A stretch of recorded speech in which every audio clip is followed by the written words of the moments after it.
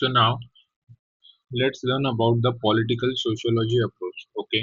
So Robert E. Dowsey and John A.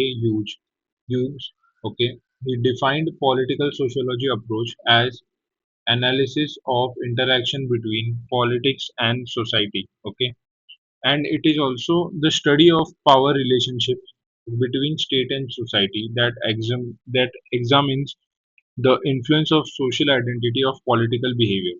Okay, and its origin you can see in Aristotle. Okay, where he says that inequality, okay, whether it is real or perceived. Okay,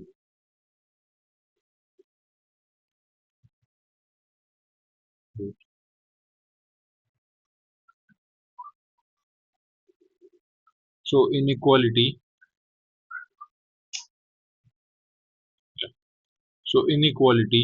real or perceived, leads to revolution. Okay, is the main cause of revolution. Okay, Machiavelli also in his book Discourses highlights that republicanism is for virtuous people and monarchy is for corrupt people. This political sociology approach compares the social policies of the state and distribution of power. Okay, then also another scholar, Emil Durkheim, okay, highlighted social solidarity, collective conscience, and role of institutions in maintaining order. Okay, now for example, if you can see role of institution in maintaining order, so you can see police. Okay, role of police, or you what the concept of now police. Okay, or it is also called as panopticism. Okay, this concept was given by Foucault. Okay, then you can see collective conscience, social solidarity. Okay, so collective conscience is basically, for example, as you can see in the early environmental movements in India. Okay, like the Chipko movement.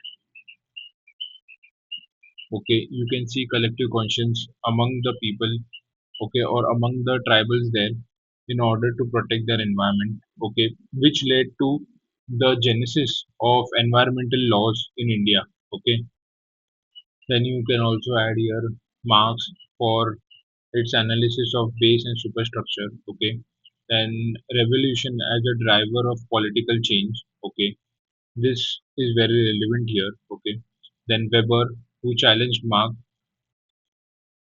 analyzed authority types to understand power. Okay, and these authority types are what influences the political and sociological aspect of the society. Okay, now I have also written about Lipset. Okay, who connected social structure with democracy and political parties. Okay, then also if you see in developing societies, okay, such that in Asia or Southeast Asia, okay, political sociology approach is more contextual because these societies are prismatic societies. Okay,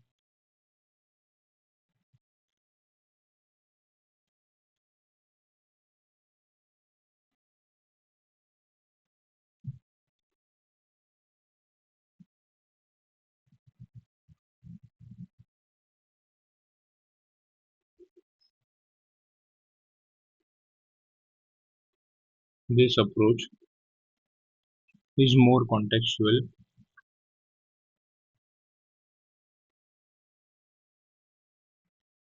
because these are prismatic societies. Okay,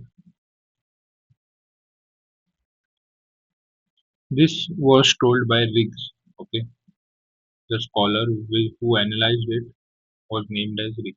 Okay. Now we will learn this with respect to the Indian context. Okay.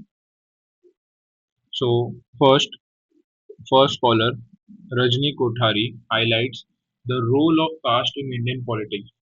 As you know very well, and you have also read paper 1B, so you will very well know the role of caste in Indian politics. Okay. Uh, Also, if you see in the political economy approach, the study of Green Revolution highlighted by Rudolph. Okay. It also tells about bullock capitalists who are basically from the OBC caste. Okay, basically, or from the or from other castes who influence the economy and also the sociological aspect of the Indian society. Okay, Paul Brass says about communalism of Indian politics. Okay, then you also have Andre Bentley's okay caste as an important determinant of Indian politics. Okay, then Myron Weiner analysis of regionalism. Okay, then under this approach, more focus on sociological view, which means the risk of losing identity of political science. Okay, so under this approach, political science was under the risk of losing identity, and there was a demand to bring back the study of state. Okay, and this demand was basically made by Theda Skok Paul. Okay, Skok Paul. Okay, so basically this is with reference to the Indian context. I will also add the works of like you can also add here the works of Christophe Jeffrelot. Okay,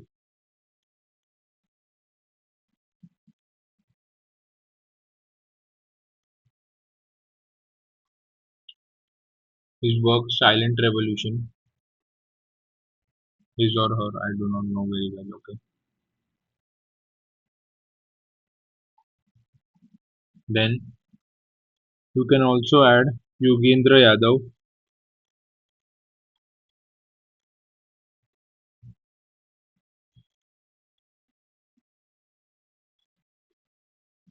for his analysis of democratic upsurges.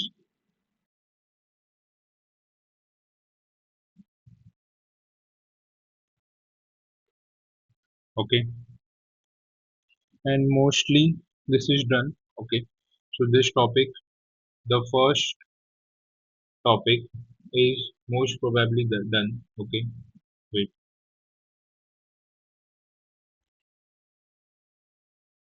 You can also read these 2 points. Okay, which are highlighted here. I have seen them from Google, like not Google. I mean, I've written them or copied them from Gemini. Okay, so let me give you 1 minute or 5 to 15 seconds. Okay, so you can copy it if you want. So in this is also an important point. Okay, contemporary approaches which are post-structural. Okay, post-modern. Okay, which highlight the role of discourses, identity, and micro-power relations in shaping political outcomes. Okay, so here the focus is shifted from basic terminologies to redefining them. Okay, yeah, that's it. I think this first topic of paper 2A is done. Okay, so now tomorrow or after that, I will post about state in comparative perspective. Okay, thank you.